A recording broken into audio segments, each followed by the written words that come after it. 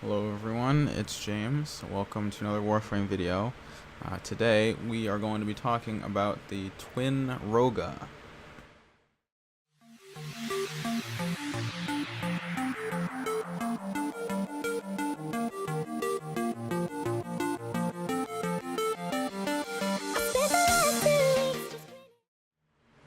So in this video, of course, I'm going to be going over some of the stats briefly. I'm going to try and keep it a bit briefer than I usually do. I'm going to just highlight the things that I find the most interesting. And I'm going to go over my mod setup and talk about who I might recommend the weapon to. So with stats, I have a notepad open.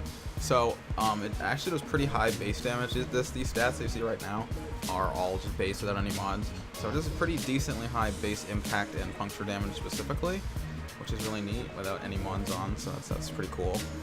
I think the concept for weapons like this are neat. Just having shotgun pistols, it's kind of like you play Destiny, kind of think of like hand cannons maybe.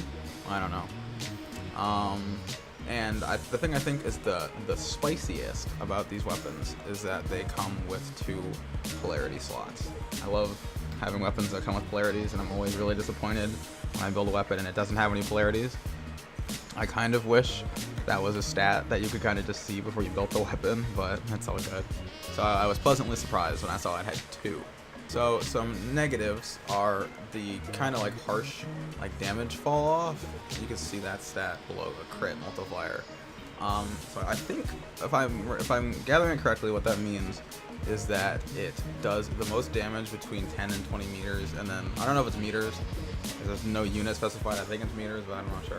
So 10 and 20 units between, and then outside of that, it starts to decrease in damage between you and your enemy. So that kind of blows, but it's all right. The thing I dislike the most about this weapon, I'll put these 2 things together, are it's the 2 bullet pellet or whatever, I don't know, 2-shot magazine, and the subsequent amount of time it takes to reload those 2 shots. So you'll be running around constantly reloading, and if you miss, I don't remember what weapon, I think I was talking about the Tonkor when I mentioned this. So, but missing actually reduces a significant amount of damage, especially for facing multiple enemies. These aren't the guns that I would use against multiple enemies by any means. It's just not good at handling that unless you reload like a god, I guess. And all these things, I should probably stress that all these things are definitely fixable. If you want to fix them by using mods. It's just that I haven't really I don't think I necessarily have the mods to kind of bring these weapons where I want them to be, so I was gonna kind of leave them how I have them.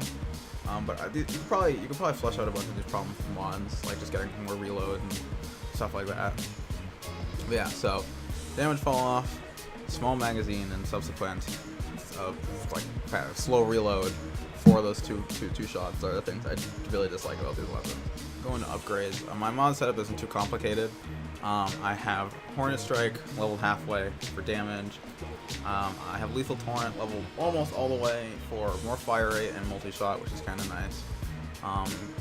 These are like shotguns, so having more multi-shot, you get a lot more pellets out, a lot more damage. So that's pretty useful. And the extra fire rate was nice too. I have Stunning Speed, just because I felt like bumping up the status chance, even though I don't really. It was mainly for the reload, and the status chance was kind of a nice bonus. And it didn't. I don't think it required as much capacity as my other reload mod, but I wasn't paying attention when I put it on. And I have Barrel Diffusion, obviously, for even more multi-shots, which translates to more damage pretty much. So these are my stats with these mods on. So significantly more damage. Decent status chance to proc some of this stuff, but I don't actually have any status mods because I do not have the capacity for that. And the fire rate's a lot higher, so probably by bumping up the fire rate it might make the slow reload more annoying. You have to reload faster, and I didn't really decrease the reload by that much. It's alright now, but base it was just not fun to play with. So I think I would recommend the Twin Rogga to, I don't know, people that just like pistols that look cool, first of all, and that just do a lot of damage.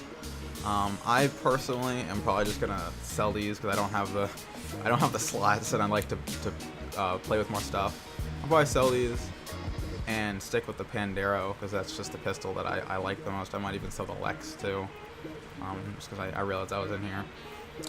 So I probably won't be using these, but if you like pistols that do a lot of damage and just look neat and are kind of a cool concept, and I think these are for you. If you can't get past the tiny magazine and the kind of slow reload, and then I think that's understandable.